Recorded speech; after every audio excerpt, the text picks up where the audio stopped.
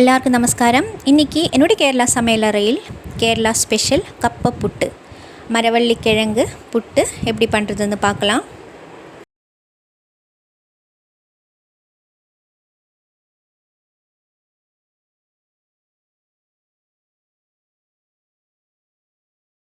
முதல்ல மரவள்ளி கிழங்கு நல்லா க்ளீன் பண்ணிவிட்டு அதோட தோல் எடுத்துட்டு வாஷ் பண்ணி எடுக்கணும்.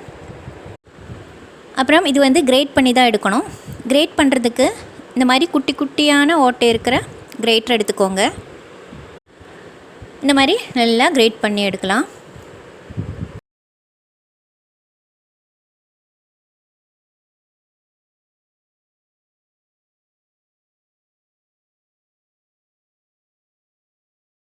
இப்போது நல்லா கிரேட் பண்ணி எடுத்தாச்சு. இப்போ நீங்கள் பாருங்கள், இதில் நிறைய பால் இருக்கும். இது இந்த மாதிரி கை வச்சு புழியலாம், இல்லை ஒரு துணியில் கூட நீங்கள் புழிஞ்செடுக்கலாம், இல்லை ஒரு ஸ்ட்ரெயினர் வச்சு கூட புழியலாம்.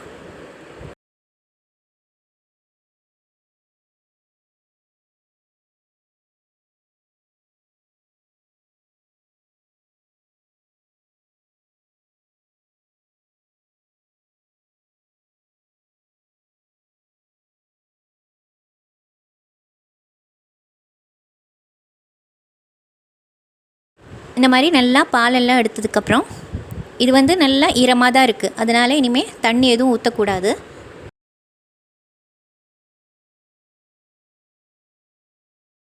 தேவையான அளவு உப்பு போட்டு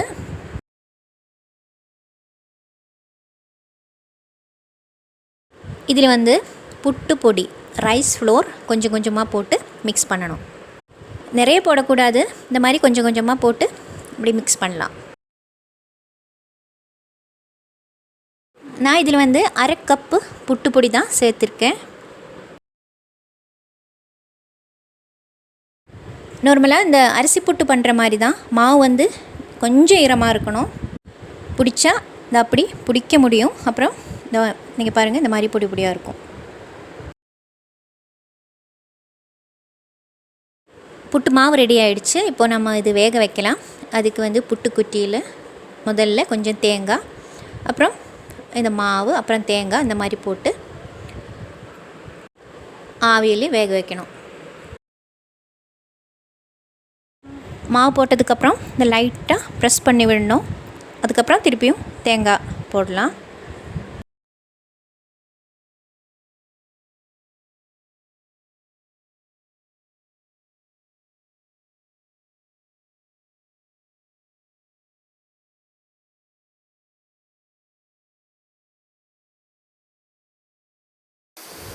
குக்கர்லேருந்து நல்ல ஸ்டீம் வந்ததுக்கப்புறம் நம்ம வேக வச்சிடலாம். எப்படியும் ஒரு 5 நிமிஷம் வைக்கணும், அப்போ தான் நல்லா வேகும். இப்போ நீங்கள் பாருங்கள், நல்லா ஸ்டீம் எல்லாம் வந்தாச்சு. இப்போ நம்ம எடுக்கலாம். சுடு சுட கப்ப புட்டு ரெடி ஆகிடுச்சு. நல்லா சாஃப்டாக இருக்குது. சைடிஷ் எதுவும் வேண்டாம், நம்ம இப்படியே சாப்பிட்லாம். நீங்களும் செஞ்சு பாருங்கள். பிடிச்சிருந்தா ஷேர் பண்ணுங்கள், கமெண்ட் பண்ணுங்கள், சேனல் சப்ஸ்கிரைப் பண்ணுங்கள். அடுத்த வீடியோவில் பார்க்கலாம்.